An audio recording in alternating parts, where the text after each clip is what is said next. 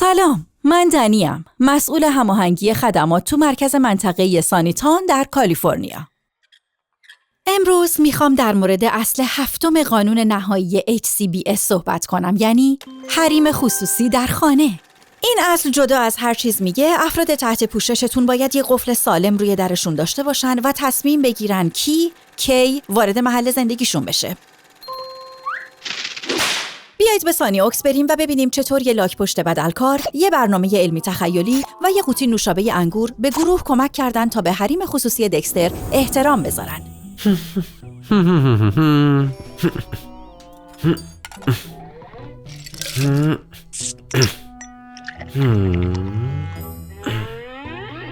خیلی خوب، به سمت زحل، بعدم که ستاره ها. دکستر، حدس بزن چی گرفتم؟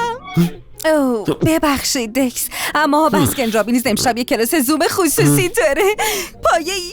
نه، متاسفانه باید بدون من شرکت کنی. خودم برنامه دارم. باشه، پس بعداً میبینمت.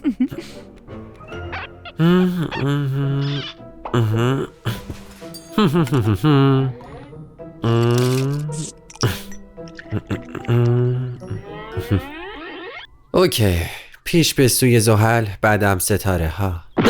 دکستر، ببین چی یاد وکس دادم. حالا وکس میتونه یه حرکت چالشی بزنه، یعنی پرش از روی غذای سرنوشت.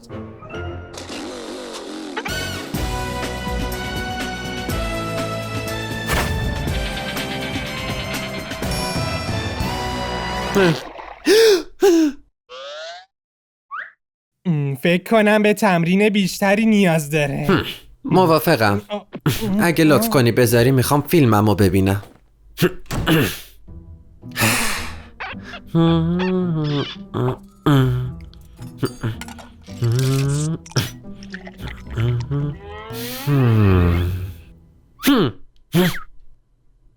اوکی، پیش به سوی زحل، بعدم اسمش بلند و آشفته است. حال کردی؟ چی؟ آهنگم رو دوست داری؟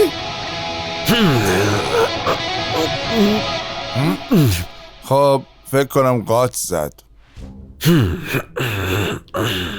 نووا، به کمکت نیاز دارم. چی شده؟ من فقط میخوام فصل جدید لنترمن رو ببینم و اونا هی میان تو اتاقم. تو حتما باید یه کاری کنی. این غیر قابل قبوله. چرا در اتاقتو قفل نمی کنی رفیق؟ میتونم قفلش کنم؟ البته که میتونی. اتاق خودته. هیچ کس نباید بیاد داخل مگر اینکه تو بخوای. مثل قسمت 3 که لنترمن با استفاده از توپ لیزری کمدیان مسیر تجاری پلوتون 7 رو بست؟ آره. باشه پس. میدونی چیه؟ برای امروز دیگه کاری ندارم. چطوره بیام خاطر جمشم که قفل فضاییت کار میکنه؟ قابل قبوله.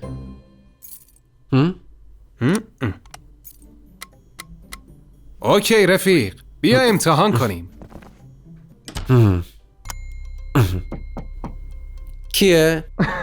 منم لوکاس و محض اطلاع الان بیشتر مثل وقتیه که کلپتونا میخواستن به پایگاه فضایی عمیق 9 حمله کنن و لنترمن از قفل فوتون برای جلوگیری از ورودشون استفاده کرد. دقیقاً. پس با این قفل میتونم انتخاب کنم کی بیاد تو، درسته؟ بله دقیقاً. میخوای بیای تو و با من فصل جدید لنترمن رو ببینی؟ ببخشید نیکی و پرسش؟ گروه با یادآوری اینکه دکستر یه قفل سالم داره، حق حریم خصوصیش رو یادآوری کردن و اون حق داره تصمیم بگیره کی ازش استفاده کنه. هر چی باشه، خونه خودشه. یادتون باشه یه تغییر بزرگ و تأثیرگذار میتونه با یه گفتگوی کوچیک شروع بشه. به عنوان یه مددکار، شخص محور بودن یعنی اینکه به افراد تحت پوششت گوش بدی و بر اساسش عمل کنی.